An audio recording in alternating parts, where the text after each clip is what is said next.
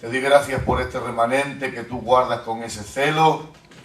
Te ruego, Dios mío, que pongas en nosotros la habilidad de tu Espíritu para poder entender lo que ha sido revelado a nuestro favor en Cristo el Señor nuestro. Amén. Bien, pues como ustedes saben, vamos a tener que hacer un recorrido por las 2 o 3 semanas anteriores que tuvimos, porque debido a cosas externas a nosotros, pues hemos tenido que estar cuando menos, creo que son 2 semanas sin clase, ¿vale? 3 semanas. Entonces, pues como no tenemos prisa ninguna, vamos a repasar rápido todo lo que estuvimos trayendo hasta el día de la fecha, y así pues también nos garantizamos el que una doctrina tan importante y con tanta dificultad como esta entraña, pues que lo repasemos y de alguna forma pues lo entendamos con una mayor comprensión.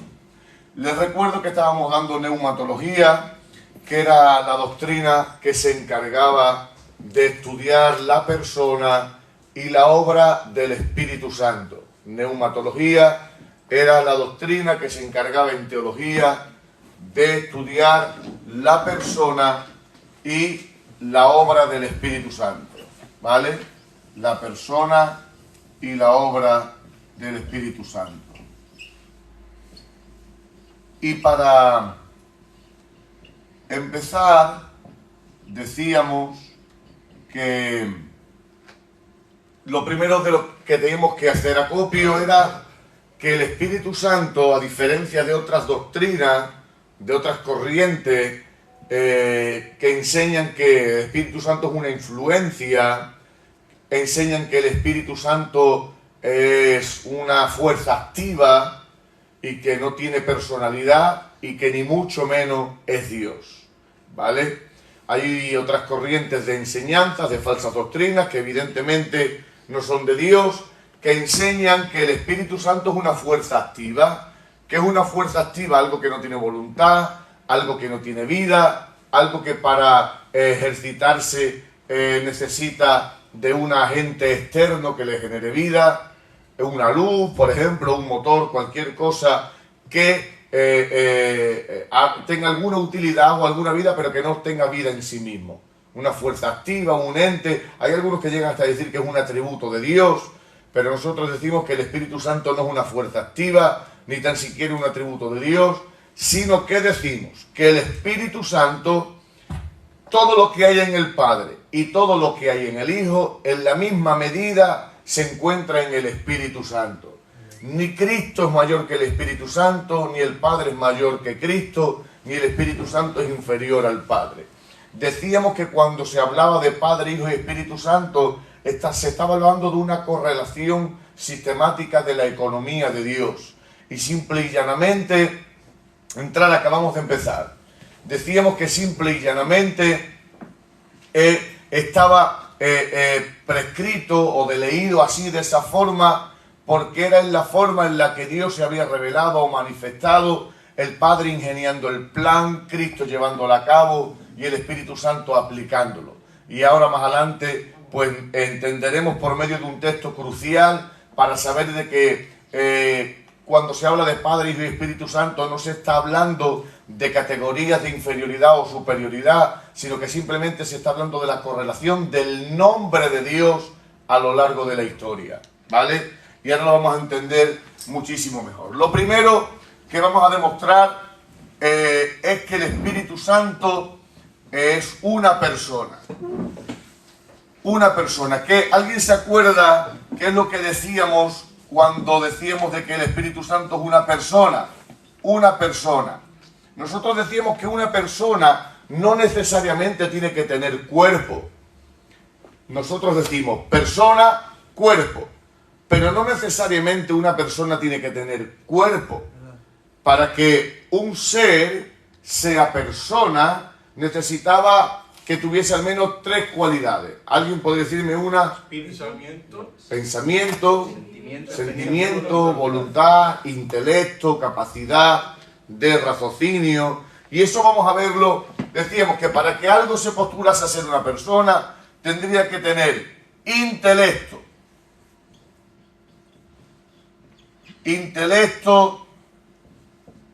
voluntad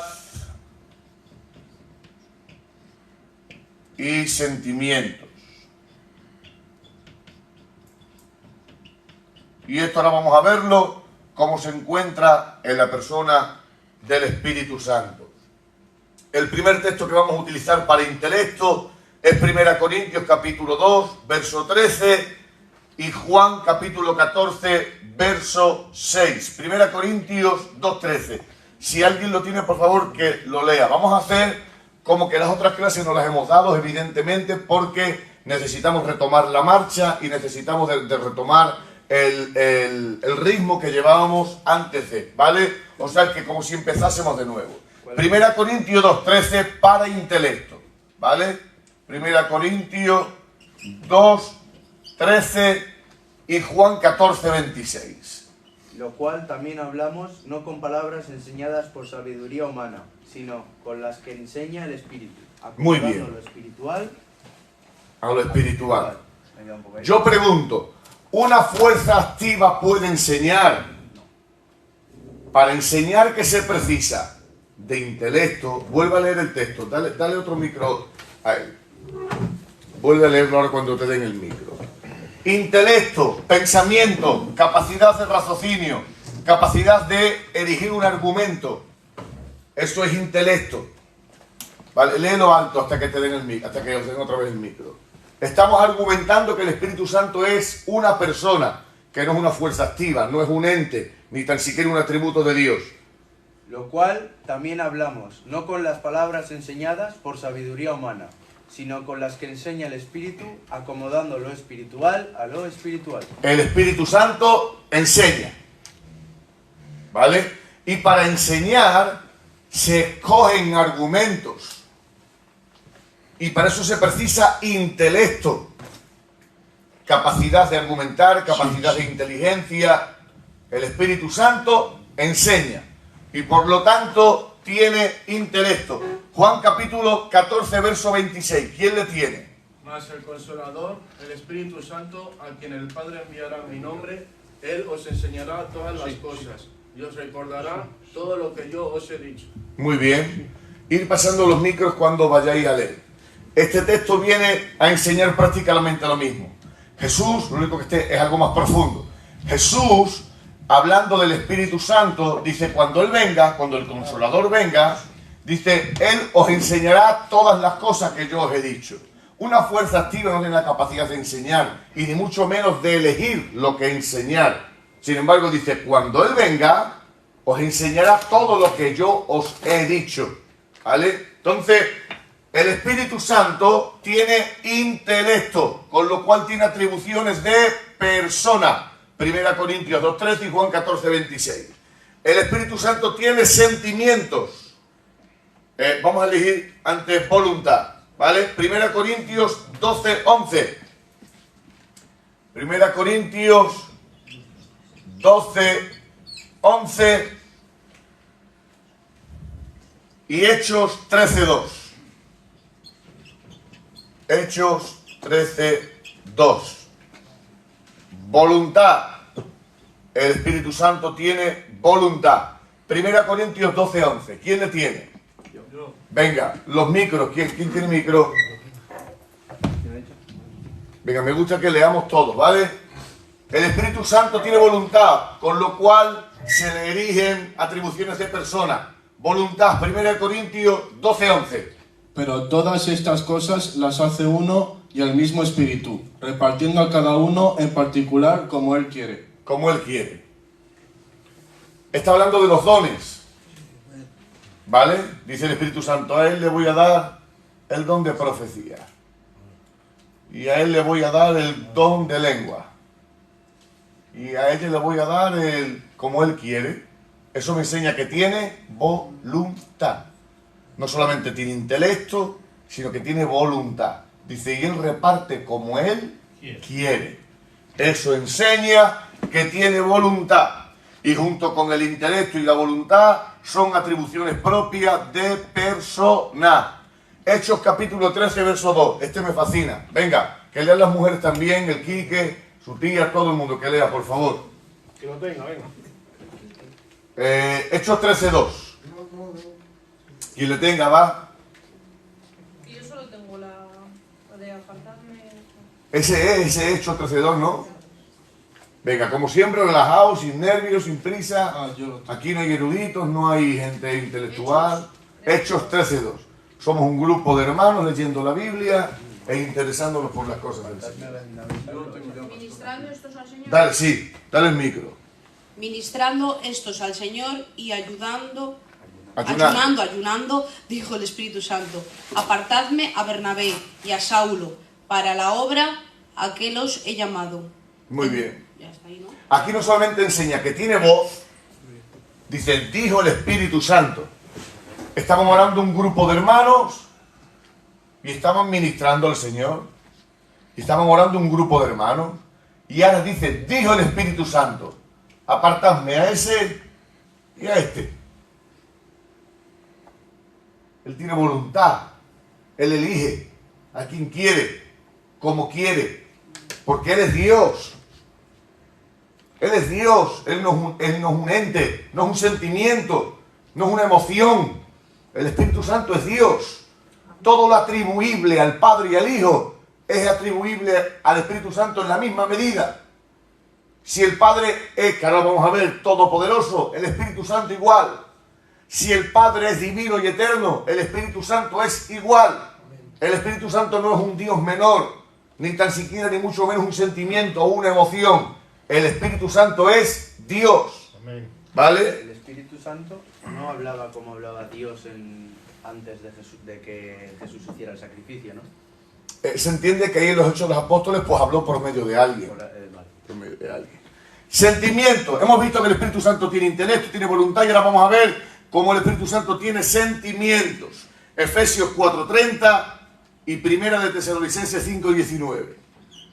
Efesios 4:30 y Primera de Tesalonicenses 5:19. Venga, ¿quién le tiene? Léelo, Quique. Ah, pues venga, que lo lea alguna de las niñas, venga, genial.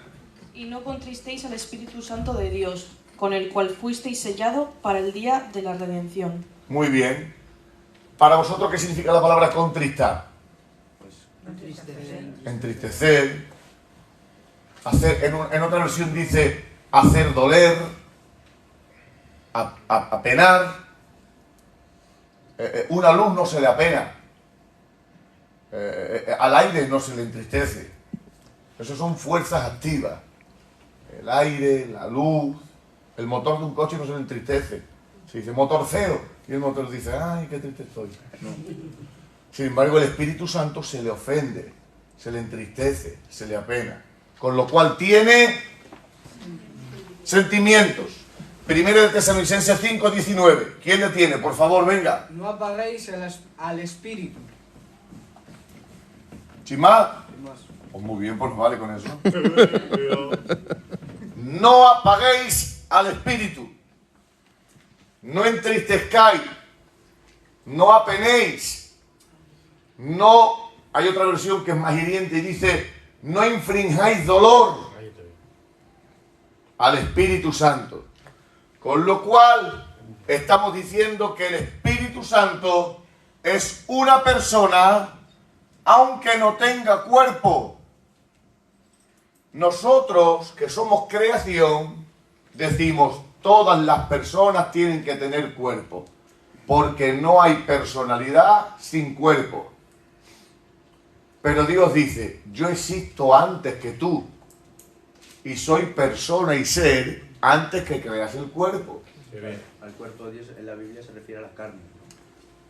Sí, la carne está bien. Más abajo dice, y el mismo Dios de paz os santifique por completo y todo vuestro ser. Espíritu, alma y cuerpo. Cuando en la Biblia habla de un ser, de una persona, evidentemente está hablando del hombre. Pero Dios, hay un salmo que creo que es un salmo que dice, el que creó el oído necesitará de oído para oír. El que creó la vista necesitará de ojos para ver. Está diciendo, Dios es antes que todo eso, con lo cual a Él no le hace falta cuerpo para existir. Cuando en la Biblia encontramos frases como, por ejemplo, la mano de Jehová, el ojo de Jehová, no está hablando de que Dios tenga mano, no está hablando de que Dios tenga ojo, porque evidentemente que si Dios tuviese mano, por muy grande que fuese su mano, aunque su mano fuese de España a Estados Unidos, una mano grande, ¿no? Una mano de España a Estados Unidos. Pero aunque fuese una mano de España a Estados Unidos, sería una mano localizable y tendría principio y tendría fin. Y Dios no tiene límites. Dios no tiene principio ni tiene fin. Dios es infinito. Dios no tiene principio ni tiene fin. ¿Vale?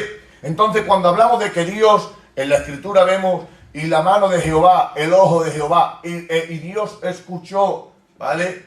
Dios no necesita ni de orejas para oír, ni de manos para tocar, ni de ojos para ver, ¿vale? Él es persona antes que nosotros, antes que crease el cuerpo, ¿vale? Alguien me podría decir una atribución de persona, un atributo de persona. Cuerpo y alma, no alma y espíritu, ¿no? No, lo hemos leído hace un segundo. Sentimiento. Sentimiento. Sentimiento, pensamiento. Claro, venga, otro. Sentimiento. Voluntad. Intelecto. E intelecto. Exactamente. La última Vale. vez pusimos pensamiento también. Sí, me gusta más intelecto que pensamiento. ¿Vale? Es lo mismo, ¿no? Sí, es prácticamente lo mismo, pero me gusta más intelecto que pensamiento. Vale. No sé si lo di anteriormente, pero si no lo di, me gustaría hacerlo ahora. ¿Vale? El Espíritu Santo, aunque ya lo hemos visto ahí de una forma de soslayo, pero el Espíritu Santo también me gustaría que tuviesen estos textos. Convence, Juan capítulo 16, verso 8.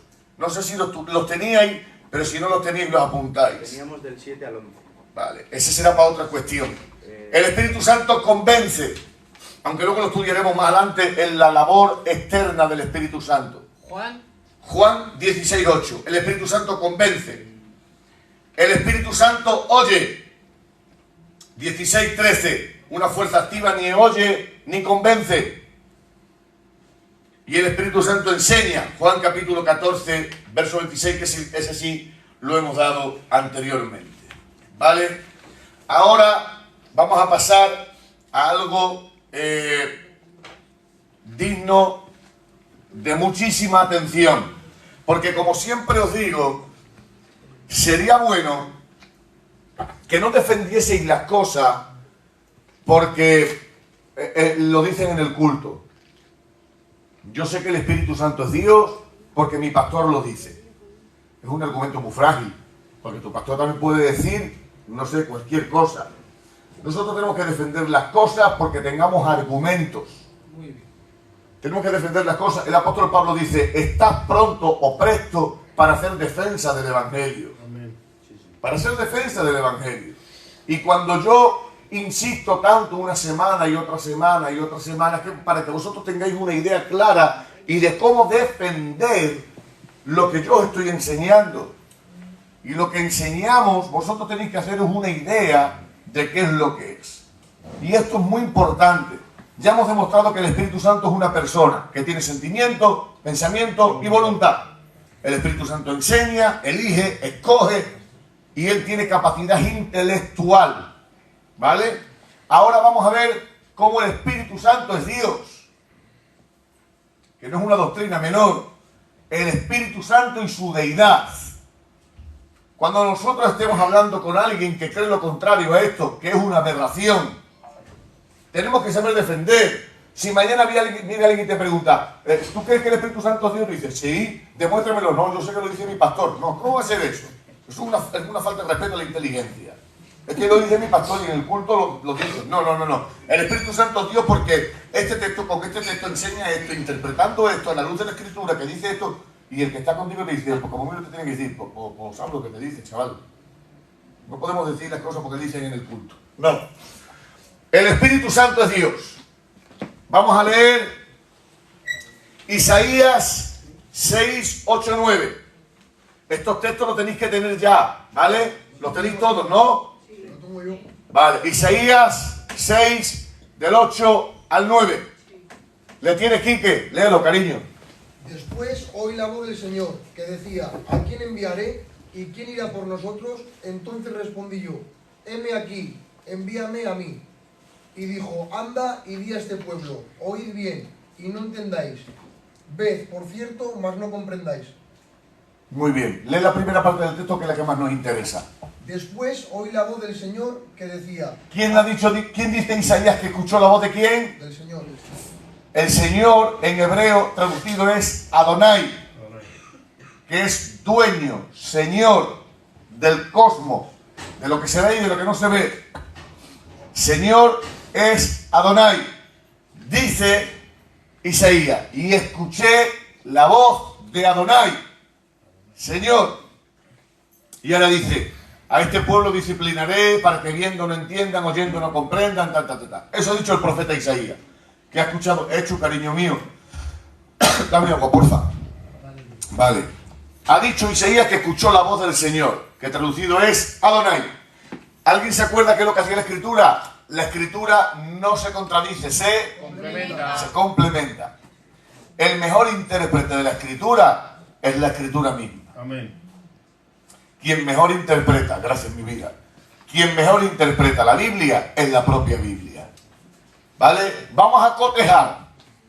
Esto se llama investigación bíblica. Vamos a cotejar Isaías 6 del 8 al 9 con Hechos 28.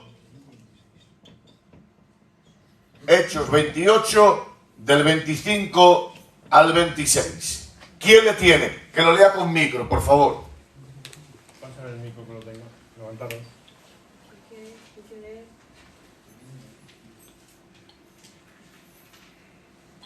Tú mismo, que venga. Lo tengo yo, pero no quiero utilizar el micro. Vale, pues venga, léelo, cariño, los hombres tenéis más fuerza. Venga, va.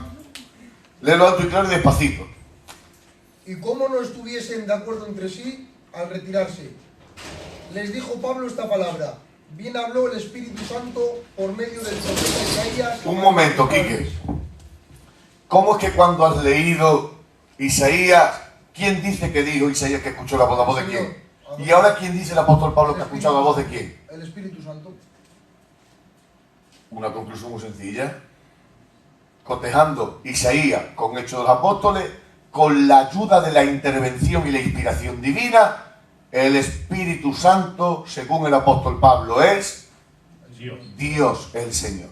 Porque si se dan cuenta ahora lo que va a leer él, acabamos de empezar hace 8 o 10 minutines.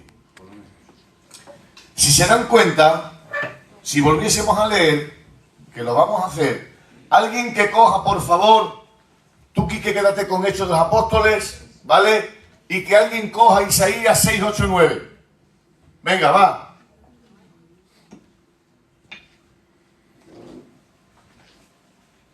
Después oí la voz del Señor. Fuerte, fuerte, fuerte, los machotes Después más. oí la voz del Señor que decía, ¿a quién enviaré y quién irá por nosotros? ¿Eso no, Leo? Sí, no, todo entero, del 6, 8, 9. 6, del 8 al 9. Después oí la voz del Señor que decía, ¿a quién enviaré y quién irá por nosotros? Entonces le respondí yo, heme aquí, envíame a mí.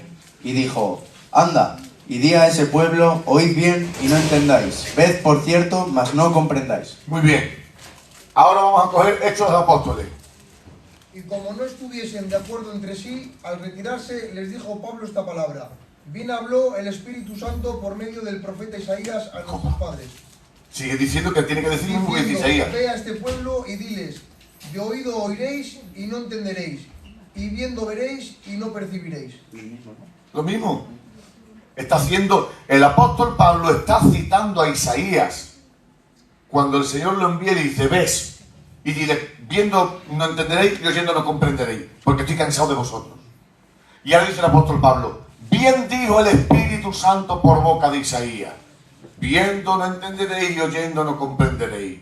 Llegamos a una conclusión por medio de estos dos textos. Isaías dice que es la voz del Señor quien le escucha, y el apóstol Pablo dice que es el Espíritu Santo quien lo escucha. Con lo cual, el Espíritu Santo es Dios.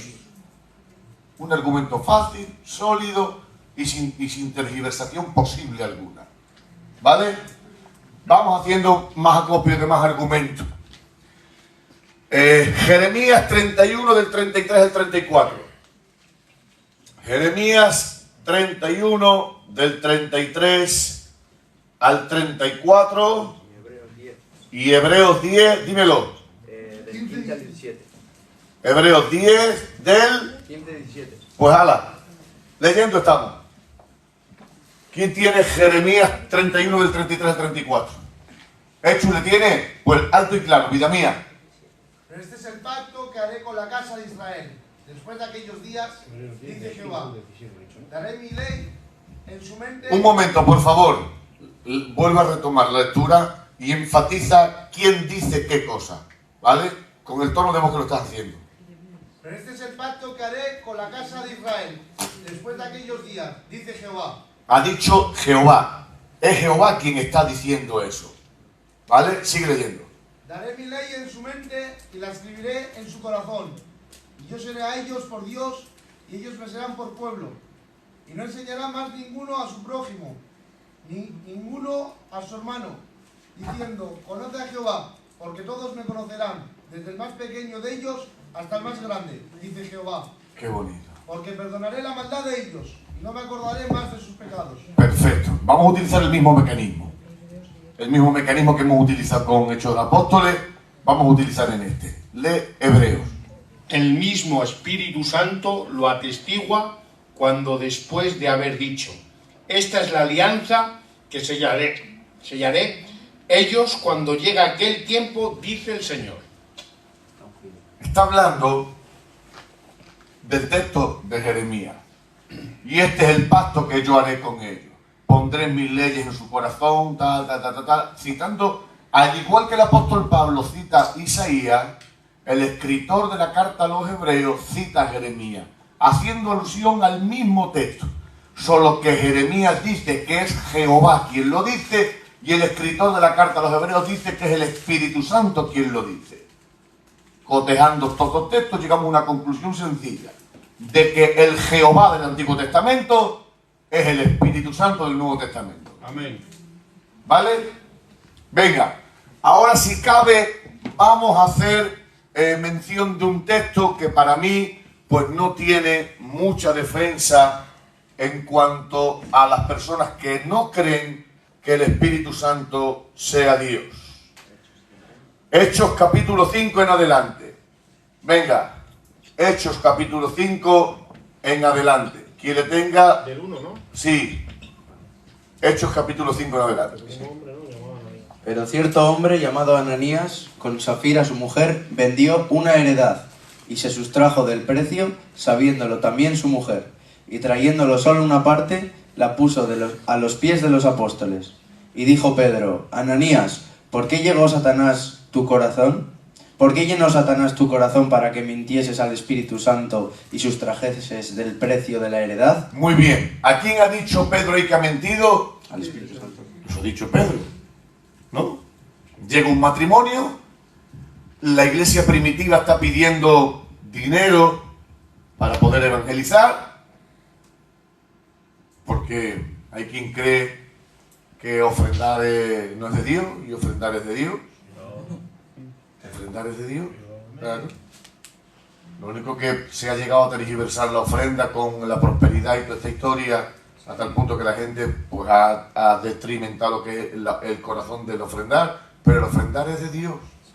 Porque el Evangelio, como todo, pues necesita... la salvación es gratis, pero para llegar al Evangelio de las demás naciones se necesita dinero. En la iglesia primitiva dice, pues necesitamos dinero porque vamos a enviar a este hombre a la India y tenemos que darle de comer. Vamos a enviar a esas dos mujeres a Oporto y tendremos que darle de comer. Y la iglesia primitiva dice, no hay problema. Dice, vamos a vender nuestras cosas y vamos a vender todas las cosas y las vamos a poner a vuestros pies. Claro. Y llegan Ananías y Safira y dicen, mira niña, tenemos dos casas, vamos a vender una casa y la vendemos en 100.000 euros y hacemos como que la hemos vendido en 40 y nos guardamos los otros 60. Dice, pues mira que estamos aquí, que hemos vendido la casa en 40.000 euros y que estamos quebrantados y con una cosa...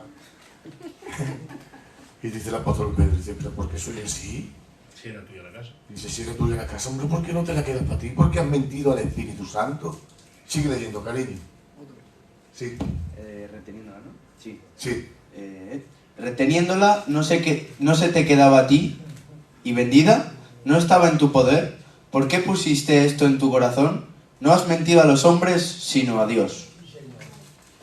Ahí hace falta poca interpretación y no hace falta ser un erudito en las Escrituras para que el Espíritu Santo entendamos de qué es Dios. Primeramente, recriminando el apóstol Pedro a esta familia que han mentido al Espíritu Santo, y luego aclara de una forma categórica y dice, no habéis mentido a nadie, habéis mentido a Dios mismo. O sea, que tener cuidado a tal punto que ya saben todo lo que ocurrió. El Espíritu Santo es Dios. Hemos demostrado que el Espíritu Santo no es un ente, no es una fuerza activa, no es un sentimiento, tiene persona. ¿Por medio de qué? Hemos visto que tiene sentimientos, tiene intelecto y tiene voluntad. Eso determina que un ser es una persona, ¿vale? Luego hemos visto de que el Espíritu Santo es Dios por medio de todos estos textos de los que hemos hecho acopio. Y ahora vamos a seguir argumentando de que el Espíritu Santo es Dios de la siguiente forma.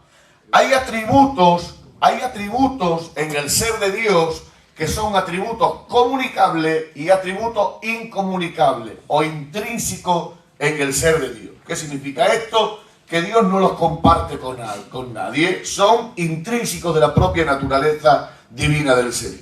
O sea, atributos incomunicables que solamente existen en el ser de Dios. Pues omnisciencia, eso es.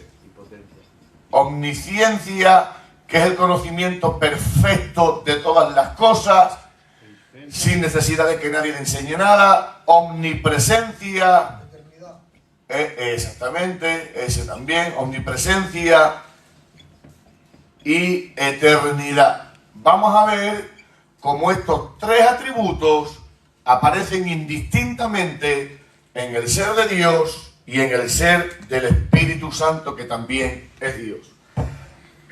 Eternidad, 9:14, Hebreos 9:14. ¿Quién le tiene, por favor? Vamos a ver cómo se le atribuye omnisciencia, omnipresencia, omnipotencia, ¿no? 9:14 has dicho, pastor. Sí, Hebreos 9:14, omnisciencia, omnipresencia y omnipotencia. Muy bien, Quique. ¿Lo leo? Sí, por favor. Pues cuanto más eficaz será la sangre de Cristo, que bajo la acción del Espíritu Eterno se ha ofrecido a Dios como víctima sin mancha. ¿Cuánto más será capaz de limpiar nuestra conciencia de las acciones que causan la muerte para que podamos dar culto al Dios viviente? Algo falla. 9:14, habla del Espíritu Eterno. Hebreos 9, versículo 14. A ver qué dice. Pues eso es lo que te acabo de leer. Pues cuanto más eficaz será la sangre de Cristo, que bajó a la acción del Espíritu Eterno. Ah, ese, ok. Pero sigue. No, pero yo lo que necesito es saber esa frase. El Espíritu, mediante el Espíritu Eterno. ¿Vale? Exactamente. Tenemos que saber diferenciar una cosa. La palabra eterno difiere de sempiterno. La palabra eterno es que no tiene principio ni fin. Y sempiterno es que tiene principio, pero no tiene fin. ¿Vale? Dios no es sempiterno. Nosotros llegaremos a ser sempiterno. Dios es eterno. Se desconoce su origen porque Dios no tiene un principio y también se desconoce su fin. Así como se le atribuye al Dios Padre y a Cristo también eternidad, al Espíritu Santo también se le atribuye eternidad. ¿Vale? Omnisciencia. Isaías 40:13 y 1 Corintios 2 del 10 al 12. ¿Quién tiene Isaías 40:13 para omnisciencia? Léelo, vida mía, alto, claro. Quien enseñó el Espíritu de Jehová o le aconsejó enseñándole. Sí, tienes que enfatizar en la lectura. Y ahí hay una exclamación, una pregunta, ¿no? Dice, ¿quién enseñó al Espíritu de Jehová? O... Le enseñó, no, o le aconsejó enseñándole. Muy bien. Está diciendo el escritor de una forma irónica. Dice, ¿quién le enseñó a él? ¿Quién le aconsejó a él? Él lo sabe todo, él lo conoce todo. Está haciendo uso de una ironía el escritor para hacernos entender que él lo conoce todo y lo sabe todo de una forma perfecta. Dice, ¿quién le enseñó a él? ¿Habrá alguien que le enseñe a él? ¿Habrá alguien que pueda hacerle dar conocimiento que él no le tenga? Y está hablando del Espíritu. Léelo otra vez. Dani, alto y claro.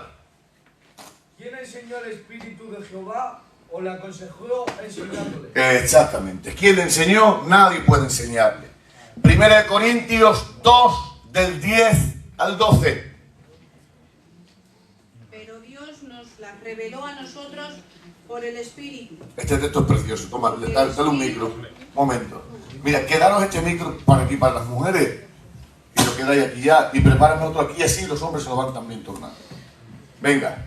Pero Dios nos las reveló a nosotros por el Espíritu, porque el Espíritu todo lo escuadriña, aun lo profundo de Dios.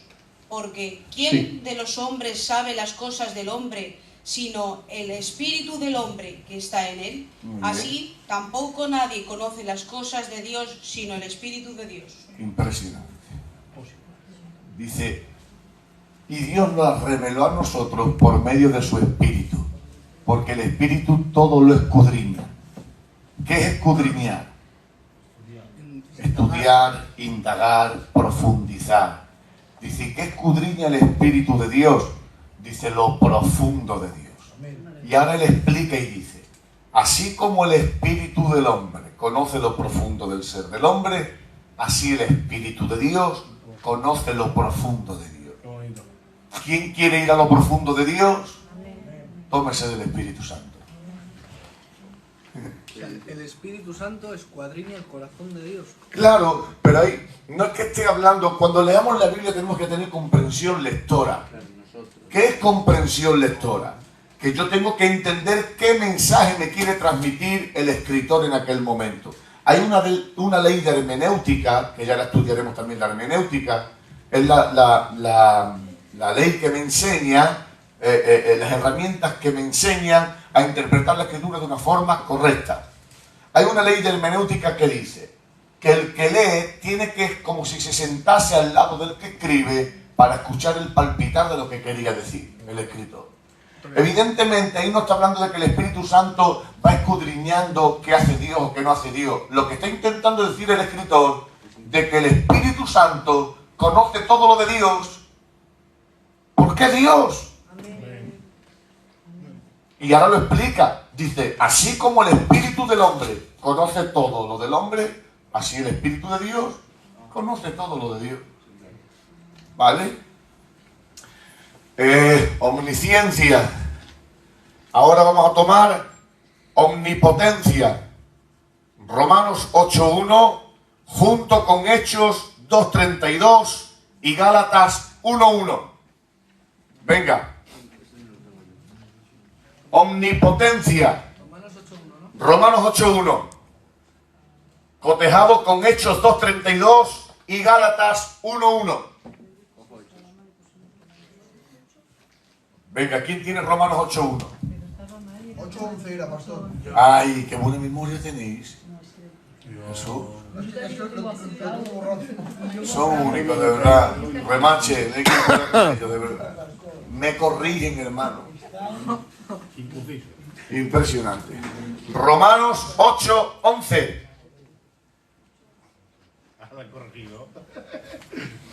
Venga, ¿quién le tiene?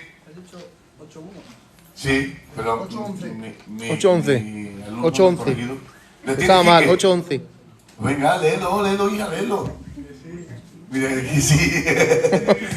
Léelo. Somos un grupo de hermanos que estamos aquí hablando de la Biblia. Igual es igual. Que sí, ¿cómo no va a ser ese? Y si el espíritu de aquel que levantó de los muertos a Jesús mora en vosotros, el que levantó de los muertos a Cristo Jesús vivificará también vuestros cuerpos mortales por su espíritu que mora en vosotros. Mira que bien leí, no quiere leer. ¿Alguien podría decirme a quién dice ahí que levantó a Jesús entre los muertos? A ver si tu Biblia dice lo mismo, a ver si acaso la Biblia de ella va a estar confundida. Esta católica, ¿no? Venga, a ver, otra Biblia. Va, tenemos que estar ahí, dinámicos, rápido, va. Romanos 8:11. Venga, a ver. Y si el espíritu de aquel que levantó de los muertos a Jesús mora en vosotros, el que levantó de los muertos a Cristo Jesús vivificará también vuestros cuerpos mortales por su espíritu que mora en vosotros. Ya son dos Biblias que dicen lo mismo, entonces no. Ay, Dice el espíritu de aquel que levantó de Cristo de entre los muertos. ¿Quién levantó a Cristo de entre los muertos? El Espíritu Santo. Vamos a ver quién dice ahora, Hechos de los Apóstoles 2:32, ¿quién levantó a Jesús de entre los muertos? A este Jesús resucitó Dios. ¿Quién lo resucitó? Dios. Pero no dice ese que lo resucitó el Espíritu Santo. Pero se complementa. Pero la Biblia se complementa. ¿Por qué dice en un sitio que fue el Espíritu Santo quien lo levantó de entre los muertos y en otro sitio dice que fue Dios mismo quien lo levantó? Porque es lo mismo. Porque Dios es el Espíritu Santo y el Espíritu Santo es Dios. Todos estos textos sería bueno que ustedes hiciesen un organigrama aquí en la mente, en la cabeza. El Espíritu Santo es una persona.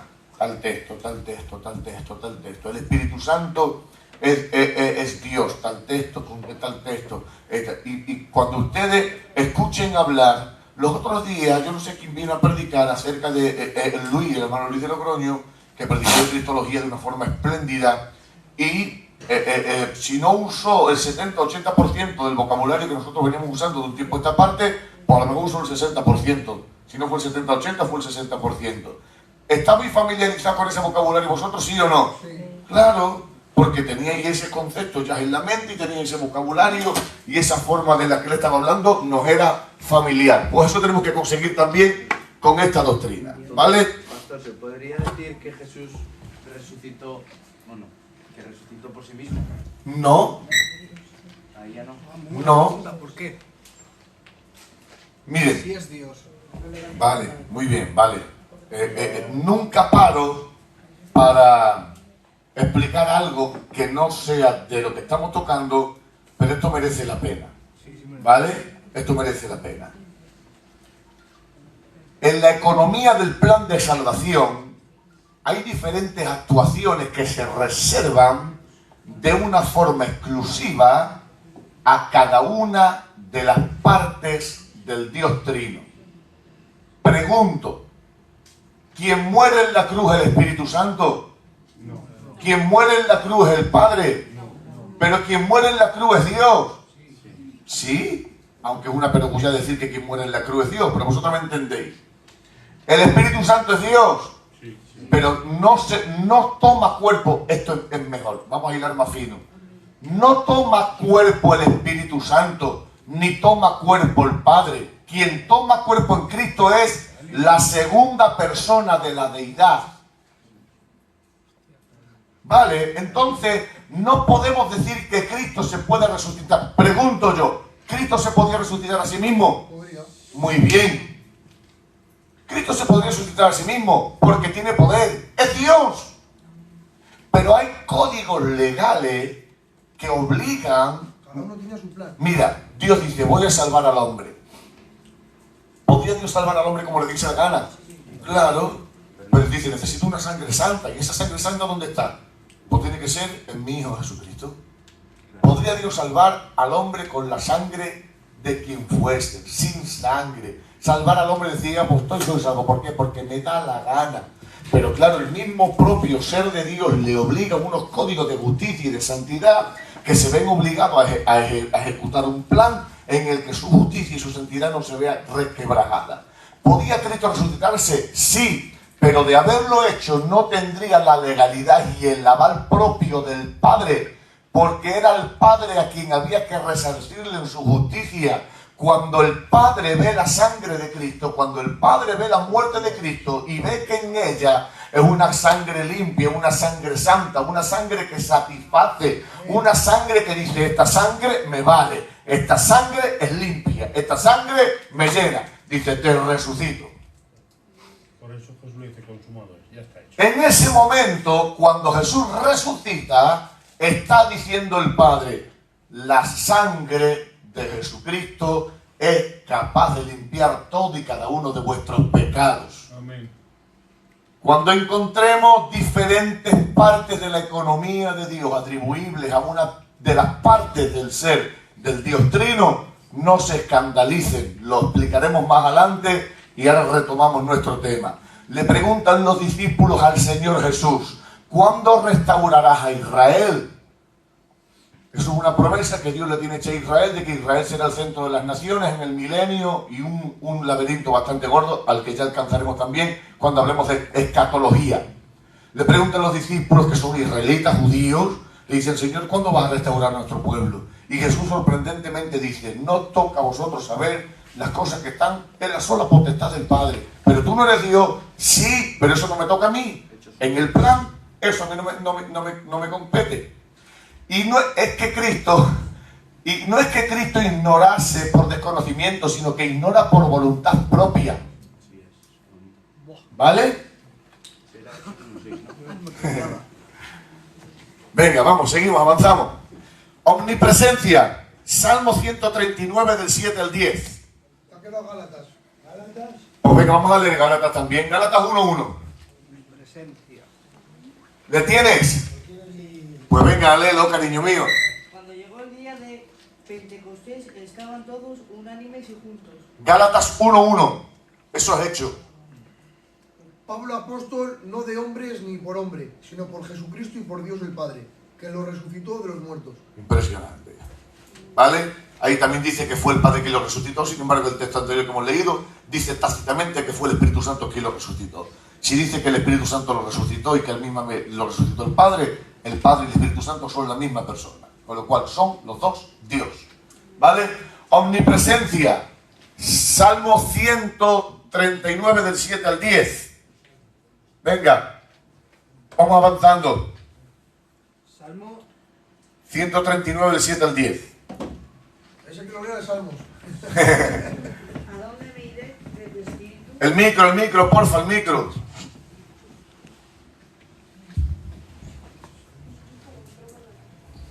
¿A dónde me iré de tu espíritu y a dónde huiré de tu presencia?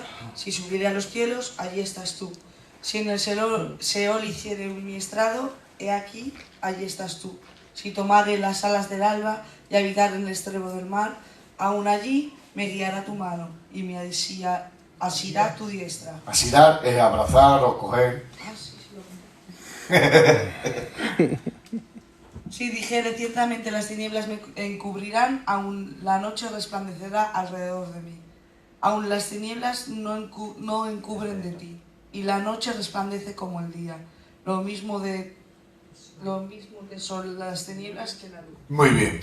La primera parte del texto que ha leído es lo que nos interesa. Dice, si voy al cielo, allí está tu espíritu. Si bajo al Hades, allí está tu espíritu. Si tomase las alas del viento y volase con una presteza impresionante, dice, allí también me guiará tu espíritu. Está intentando enseñar el escritor por medio de inspiración divina de que el Espíritu Santo está en todas partes.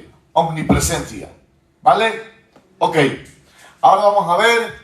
Hemos avanzado muchísimo porque doy por hecho de que vosotros ya tenéis el mecanismo adquirido de las otras semanas porque estamos recordando más que bien, ¿vale? Estamos recordando. Y más veo que tenéis las cosas muy frescas en la mente y que sois un auditorio ejemplar. Vamos a ver el Espíritu Santo en el Antiguo Testamento, ¿vale? El Espíritu Santo en el Antiguo Testamento. Hay gente que cree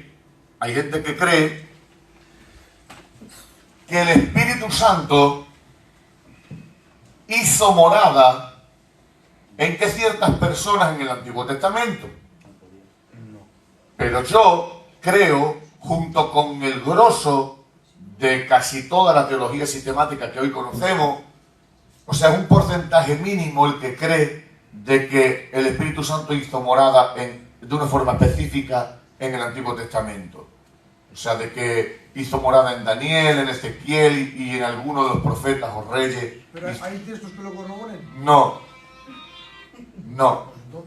Hay textos que son interpretables para poder decir lo que ellos dicen. Pero hemos dicho nosotros de que cuando en la Escritura aparentemente haya dos textos que se contradicen, hay que arrojarle al texto o a los textos exactamente. Que hay dos textos que dicen que Dios es injusto, aparentemente, supongamos. Hay dos textos que dicen en toda la Biblia que Dios es injusto. Pues vamos a arrojarle los 170 textos que enseñan que Dios es justo.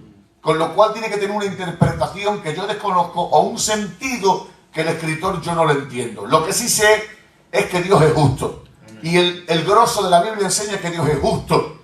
Con lo cual esos dos textos aislados que aparentemente dicen lo contrario, hay que arrojarle toda la luz que la Escritura enseña concerniente al tema que estamos tratando.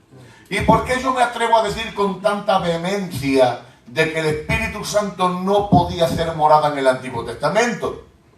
Pues porque vemos de que era un requisito indispensable e innegociable de que para que el Espíritu Santo hiciese morada en alguien se precisaba del sacrificio de Cristo, de la resurrección de Cristo, del cumplimiento de la profecía de Pentecostés y de que esta serie de personas llegasen a ser iglesia por medio de la morada y el bautismo del Espíritu Santo. Con lo cual se hace inviable de que en el Antiguo Testamento hubiese morada, porque eso es una prerrogativa única y exclusiva del Nuevo Testamento.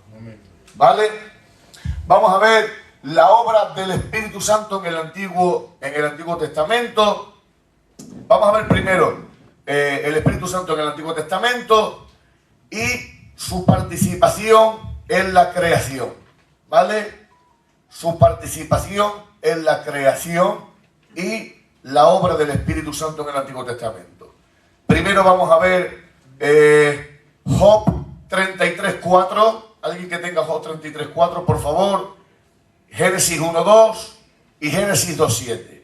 Con esos tres textos nos bastarán para ver la participación del Espíritu Santo en la creación. Job 33.4.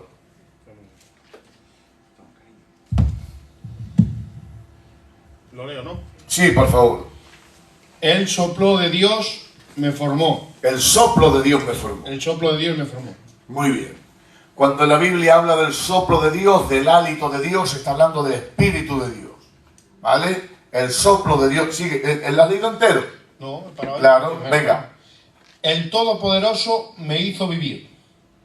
Contéstame si eres capaz. Lee otra vez, el primero. El soplo de Dios me formó. El Todopoderoso me hizo vivir. Vale. Encuentran ahí algo, yo, palabra de honor, que no he reparado en este texto, lo habré leído como 200 veces, pero no he reparado en el silogismo del texto hasta que no... Léelo otra vez. El soplo de Dios me formó. Vale. El Todopoderoso me hizo vivir. Es otra versión la que tiene. Sí, no, pero es que aparece así en mi Biblia también. A ver, léelo tú. El Espíritu de Dios me hizo, y el soplo del Omnipotente me dio vida. Vale. ¿Quién dice la Escritura, que ahora la vamos a leer de una forma tácita, que creó al hombre? Dios. Pero sin embargo, ¿ahí qué dice? El Espíritu de Dios me hizo. ¿Vale? Y el soplo o el hálito de él me dio vida. Vamos a leer ahora Génesis capítulo 2, verso 7. Entonces Jehová Dios formó al hombre del polvo de la tierra. Momento. Lee otra vez tu texto. El Espíritu de Dios me hizo, y el soplo del Omnipotente me dio vida. Lee tu texto. Entonces Jehová Dios formó al hombre del polvo de la tierra. Muy sencillo. El mismo mecanismo. En un sitio dice que es el Espíritu del Señor quien lo hizo, y en otro texto enseña de que es Jehová Dios mismo quien lo formó. Y me gusta mucho la palabra formar, porque utiliza el mismo término que Génesis.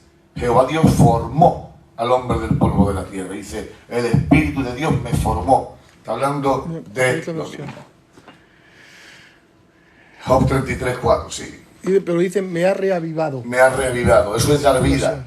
Eso es dar vida. Y sigue diciendo, y sopló en su nariz aliento. Claro. Ahí también aparece implícita la intervención del Espíritu Santo. Génesis 1.2, y con eso acabamos de la intervención del Espíritu Santo en el Antiguo Testamento en la creación. 1.7, el 1.2 lo he leído yo. Vale. Entonces era el 2.7. 2.7. Te la acabo de leer yo. Sí, pues entonces el 1.2. Génesis 1 no has leído. Claro, Génesis 1.2, 1.2. Y la tierra estaba desordenada y vacía. Muy bien. Y las tinieblas estaban sobre la faz del abismo. Y el Espíritu de Dios se movía sobre la faz de las aguas. Muy bien. Hay una versión que me encanta cuando habla de que el Espíritu de Dios se movía. Dice que el Espíritu de Dios estaba incubando vida en la creación. Hay una versión que es la traducción del original hebreo, dice, y el Espíritu Santo estaba incubando vida, dando vida a todo lo creado. El Espíritu Santo tiene una intervención primaria y exclusiva en toda la creación. Estaba incubando vida. Es la traducción de Génesis capítulo 1, verso 2. Vale, avanzamos. La labor intermitente del Espíritu Santo en el Antiguo Testamento, decimos que es intermitente porque es una característica propia de la gracia. Y aquí sí me gustaría usar un par de minutos. Mirad bien. Cuando hablamos de que, y ahora vamos a comprobar la intermitencia del Espíritu Santo en el Antiguo Testamento, pero primeramente vamos a hacer una parada en la exclusividad del Espíritu Santo en el Nuevo Testamento. Romanos capítulo 8, verso 9. Estos textos también los tenéis que tener todos, ¿vale? Pero si no, pues los apuntáis. No, es que no hablamos de eso. ¿No? Hablamos de la obra interna y externa. Eso es más adelante.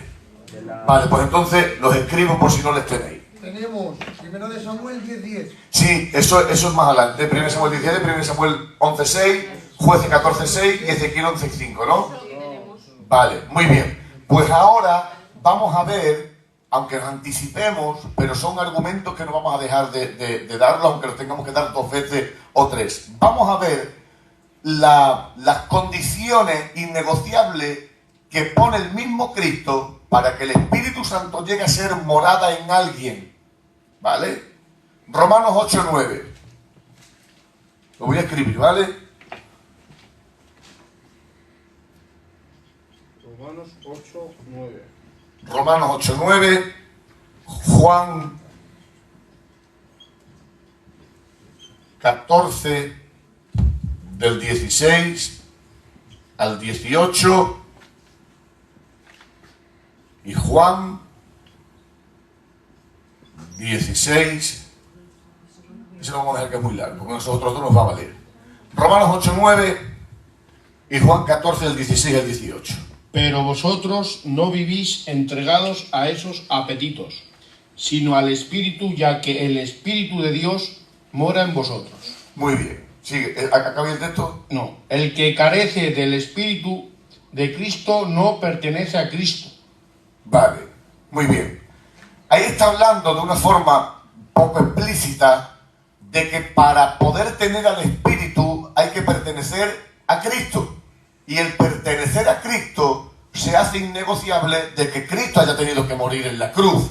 Si Cristo no ha muerto en la cruz, no ha llevado a efecto su sacrificio, imposible se hará de que podamos pertenecer a Cristo. Cristo es quien abre la puerta y hace posible de que el Espíritu Santo pueda aparecer en escena. Si Jesús no está en la escena terrestre, no lleva a cabo su sacrificio, se hace imposible de que él pueda ser, de que el Espíritu Santo pueda ser morada en nosotros. Pero Juan es mucho más aclarativo respecto a esta cuestión. Juan 14, del 16 al 18. Y yo rogaré al Padre y os dará otro Consolador, para que esté con vosotros para siempre. El Espíritu de verdad, al cual el mundo no puede recibir, porque no lo ve, ni le conoce, pero vosotros le conocéis, porque mora con vosotros, y estará en vosotros. Esto es impresionante, ¿vale?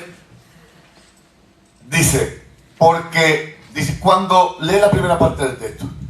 Y yo rogaré al Padre y os dará otro Consolador. Perfecto. ¿Alguien se acuerda de la explicación de yo rogaré al Padre?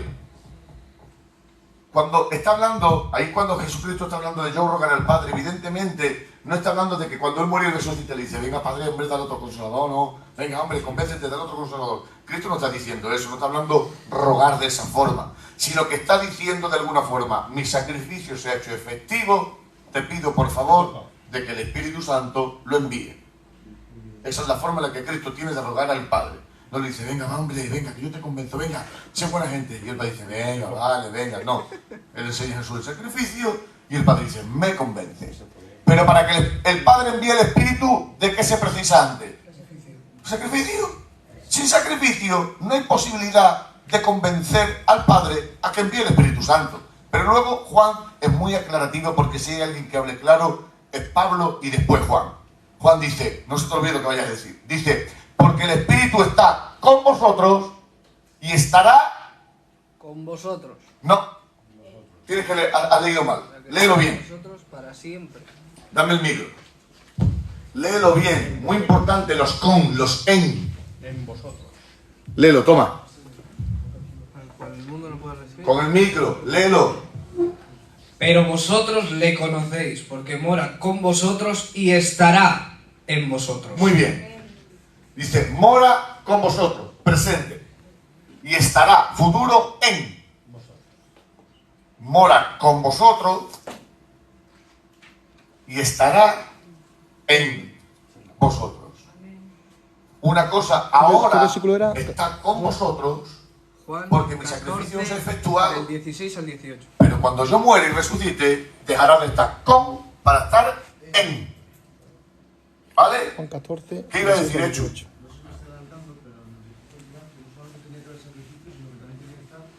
Totalmente, totalmente, totalmente. Así es. De hecho, tiene que estar el texto por ahí. ¿Alguien se acuerda de ese texto? Dice, y esto decía, hablando del Espíritu Santo que habían de recibir, porque Cristo tal. ¿Alguien se acuerda de ese texto? ¿Lo tenía apuntado? Juan 14, del 6 al 18. A ver si alguien se acuerda de ese texto. No. La profecía de Joel. ¿Cómo? La profecía de Joel. No. El verbo auristo tampoco, ¿no? No, eso lo vemos más adelante. Pero te lo buscamos, ¿vale? ¿Cómo es? Dime una palabra así. Y esto hablaba del Espíritu Santo que había de venir, porque Cristo había sido glorificado. No. Estaba en Hechos, puede ser. Juan, es Juan. Es Juan. Lo buscamos en un segundo ahora mismo. Aunque debierais de tenerlo, Juan 7:39. Eso sí. Aún no había venido el Espíritu Santo porque Jesús no había sido aún glorificado. Sí. 7:39. Leerlo, sí que son unas hachas. Sí, esto dijo Venga, va, venga. ¿Quién le tiene que lo lea? Es que solo he apuntado ese cacho, no lo he apuntado. No, si con eso se nos va a liar. Venga, que alguien lo busque, Juan 7:39. Esto dijo del Espíritu que habían de recibir los que creyesen. Muy bien. En él, pues, aún no había venido el Espíritu Santo, porque Jesús no había sido aún glorificado. Muy bien. Requisito indispensable para que el Espíritu Santo viniese es de que Jesús hubiese sido glorificado. Pero encontramos dos diferencias de la glorificación o estados de Cristo. Una cosa es glorificado después de la resurrección y otra cosa es el estado glorificado después de estar sentado. Cuando Jesús efectúa la máxima experiencia de su glorificación es cuando el Padre le dice, siéntate a mi diestra hasta que ponga a tus enemigos por estrado de tus pies. Cuando Jesús resucita es glorificado y recibe el cuerpo glorificado. Pero cuando Jesús se sienta a la diestra del Dios Padre es cuando está en el estado de glorificado. ¿Por qué yo hago esa diferenciación? Porque la Escritura también lo hace. ¿Cuánto tiempo pasa desde que Jesús resucita hasta que es sentado a la diestra del Dios Padre? ¿Alguien podría decírmelo? Sobre 40 días.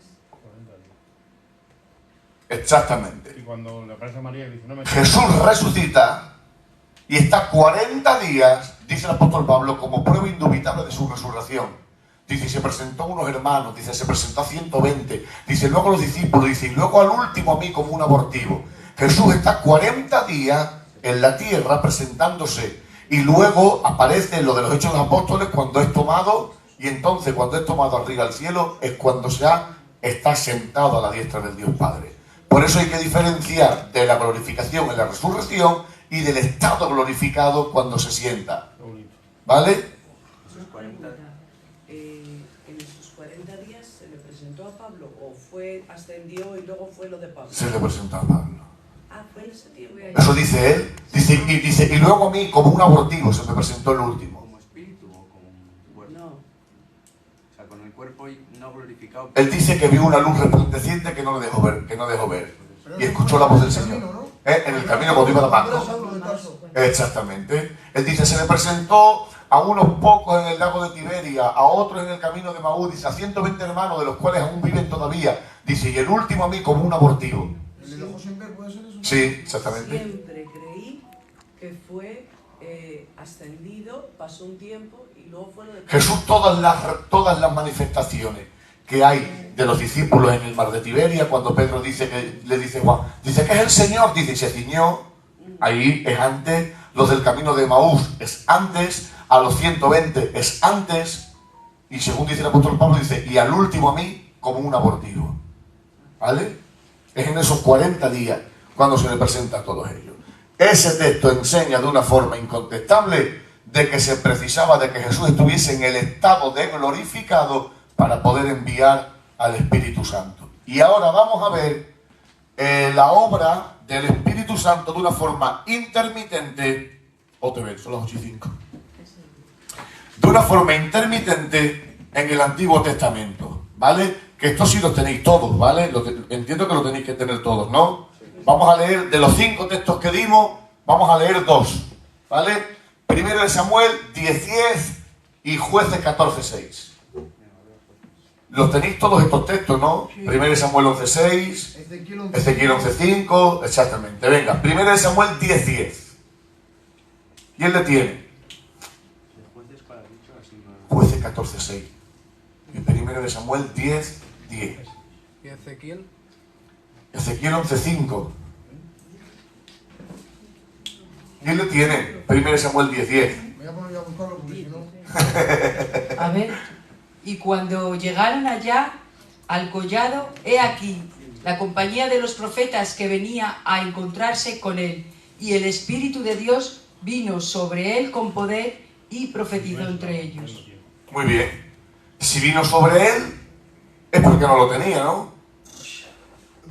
Dice, y vino el Espíritu de Dios sobre él. Hacía la operación y marchaba. Porque si estuviese en él morando, diría, el Espíritu se manifestó en él, porque ya lo tenía, pero al no tenerlo, tiene que venir sobre él. Jueces 14:6. Y el Espíritu de Jehová vino sobre Sansón, quien despedazó al león como quien despedaza un cabrito sin tener nada en su mano, y no declaró ni a su padre ni a su madre lo que había hecho. Totalmente. Sansón tiene una particularidad muy especial, que demuestra como ningún otro que precisaba de la intervención del Espíritu Santo sobre él para volver a tener la fuerza de las que él se burlaba. ¿Os acordáis cuando Sansón empieza a manipular y a bromear con el poder de Dios que le visita? Dios dice, sí, pues ya no voy a hacer más contigo de lo que tú presumes. Y lo ponen allí ciego en la rueda de un molino y tal, y Sansón hace una oración impresionante, que no la haría alguien que tiene al Espíritu Santo morando, sino que la haría alguien que sabe que el Espíritu Santo va y viene. Le dice, te ruego que me des, por favor, por última vez, ese poder. Si él lo tuviese, diría, manifiéstate, simplemente nosotros andamos con el Espíritu Santo y no le decimos, te ruego que me visites hoy como nunca, nosotros decimos, estás con nosotros, vives con nosotros y disfrutamos de ti a diario. Pero él sabía que ese poder iba y venía. Y cuando se están burlando los filisteos allí de él, le dice, Señor, te ruego por favor que me visite por última vez ese poder. Vino ese poder, lo visitó y ocurrió lo que vosotros sabéis. ¿Vale? Esos textos enseñan de que el Espíritu Santo en el Antiguo Testamento su labor era intermitente. ¿Vale? Es muy tarde, de hecho dimos 3 clases, no podemos pretender dar las 3 clases en una, aunque yo estoy muy a gusto y mi mujer me dice que si me pagasen por hablar seríamos macromillonarios, pero, ¿vale? Y siempre que hablo de algo me remonto a Adán y Eva. Dice mi hermano, no, relájate. Me gusta explicar. ¿Tú por empezar los estudios antes? Pues sí, me lo habéis dicho en otra ocasión, pero bueno, sabes que ahora también, mira, son las 8:10 y hay luz todavía, ¿vale? O sea que ahora ya llega el veranito y tenemos más tiempo. De todas formas, vamos a dejarlo aquí y la semana que viene retomamos y vamos a retomar con la labor externa e interna del Espíritu Santo en el impío y luego en el creyente. La labor externa, la labor interna en el creyente. Hablaremos de la morada, hablaremos del bautismo, hablaremos del famoso... ¿Alguien se acuerda de cómo se interpretaba el verbo auristo? Yo sí. Hacer el futuro cercano. Hacer el futuro cercano, certificar que lo que va a ocurrir futuro se da por hecho en el presente, diciéndolo como si ya hubiese ocurrido. Exactamente. El verbo auristo es un verbo que solamente aparece en el griego, y cuando Jesús le dice recibid el Espíritu Santo, no está diciendo que lo recibiese en aquel momento, porque tendríamos que hacer con este texto lo que hemos hecho con los otros anteriores. El grosso de la doctrina, que es abrumadora, ¿qué es lo que dice? Que Jesús tendría que desaparecer de la escena terrestre para que pudiese enviar al Espíritu Santo. Entonces, si ese texto me enseña que aparentemente Jesús está haciendo recibir a los discípulos el Espíritu Santo aquí en la tierra, hay algo que no cuadra, hay algo que no casa. ¿Me explico? ¿Me hago entender?